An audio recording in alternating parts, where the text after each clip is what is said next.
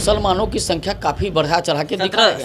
17% दिखाया गया, लेकिन आपको बता दें उसमें जो बताया जा रहा है कि 10% फॉरवर्ड है इस प्रदेश में, वो 10-15% जो दिखाया गया उसमें 5% मुसलमान है। तो आखिर ये मुसलमान की संख्या अगर उसमें जोड़ेंगे तो इसकी संख्या कितनी होगी? तो आखिर सवर्णों की संख्या इस राज्य में कितनी है? दूसरी बात, मुसलमान की संख्या आखिर कितनी है? क्यों इस तरह के दिखाया जा रहा है बढ़ा चढ़ के? नमस्कार, मेरा नाम अक्षयदीप है और आप वेब समाचार देख रहे हैं। देखिए, आखिरकार बिहार सरकार के द्वारा जातीय गणना का जो आंकड़ा है वो जारी कर दिया गया है।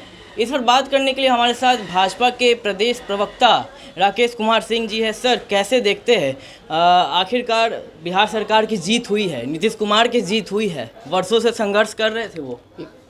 कौन सा जीत हुआ है? जातीय गणना का रिपोर्ट जारी करने के लिए हम लोग लगातार दबाव बनाए हुए थे और जातीय गणना का जो सर्वे का मामला है इसके लिए हम लोग भी उनके साथ गए थे। तो हम लोग भी चाहते थे जातीय गणना का रिपोर्ट जारी हो, लेकिन नहीं, कहाँ विरोध किया? जातीय गणना का विरोध हम लोग कहाँ किया था? जातीय गणना नहीं है तो जातीय जनगणना कह रहे थे, कर रहे थे जनगणना, तो जातीय गणना भी इन्होंने नहीं किया। दूसरी बात, उसमें आर्थिक रिपोर्ट को जारी करना था। आर्थिक रिपोर्ट कहीं से दिख नहीं रहा है उसमें गणना जो किया गया है उसमें भी भारी असंतुलन है। किस तरह का असंतुलन? कई जातियां हैं जिसको कि काफ़ी बढ़ा चढ़ा के दिखाया गया है। जैसे MY को काफ़ी दिखाया गया है।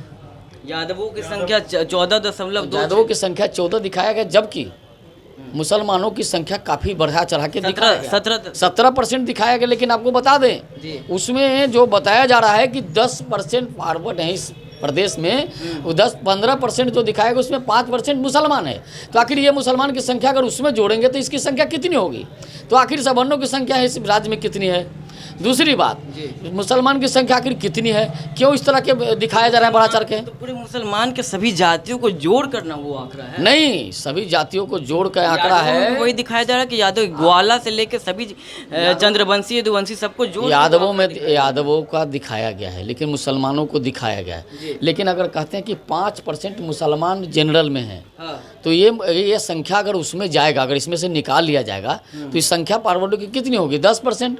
तो सिर्फ 10% आबादी है मात्र। तो और बता दें, इसमें कुर्मी और धानु की संख्या बढ़ाकर दिखाई जा रही है। उसमें भी कुर्मी की संख्या अधिक दिखाई जा रही है, जबकि बिहार में सच्चाई है कि धानु की संख्या अधिक है, कुर्मी का कम है। लोग बताते हैं, जो जानकारी हम लोग के था कि सिर्फ 1% है, आज कितना % दिखाया जा रहा है? वो तो कुशवाहा से भी ज़्यादा दिखाया जा रहा है। तो बिल्कुल असंतुलन है। ये बिल्कुल वोट की राजनीति को ध्यान में रखते हुए बिहार की सरकार ने अपने हिसाब से रिपोर्ट को जारी किया है। 8 महीना जो जनसंख्या जो किया गया, जो सर्वे किया गया, क्या आपको लग रहा है?